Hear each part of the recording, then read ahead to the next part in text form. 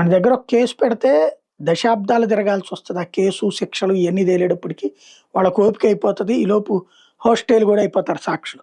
అయితే బహ్రెయిన్ లాంటి ఈ గల్ఫ్ దేశాల్లో మాత్రం శరవేగంగానే విచారణ పూర్తవుతున్నాయి. తీర్పులిచ్చేస్తున్నారు.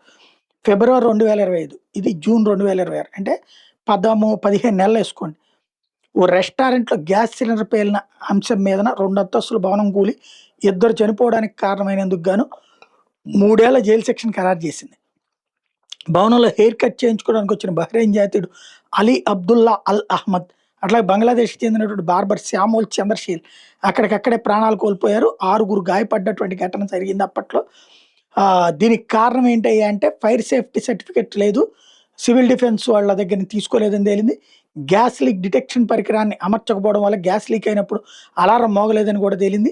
ఈ పేలుడు తీవ్రత దాదాపు 400 మీటర్ల పరిధి వరకు వ్యాపించింది. దీని దాటికి చుట్టుపక్కల ఉన్న 10 ఇళ్ళు, 10 దుకాణాలు, 7 కార్లు, ఓ మసీదు కూడా దెబ్బతిన్నాయి. ఈ భయానక ప్రమాదంలో రెస్క్యూ ఆపరేషన్ కోసం 9 ఫైర్ ఇంజిన్లు, 51 మంది సివిల్ డిఫెన్స్ సిబ్బంది పనిచేయాల్సొచ్చింది.